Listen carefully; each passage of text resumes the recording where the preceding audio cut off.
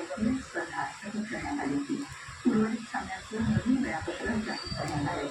उत्तम कामगिरी, धीरज, समर्पण, शिस्त आणि खेळाप्रती प्रेमाचा परिणाम असल्याचं मोदी यांनी समाज माध्यमावर दरम्यान या स्पर्धेत भारताच्या पायलट चौथीनं महिलांच्या 3000 मीटर स्टीपलचेस प्रकारात सहावं स्थान पटकावलं.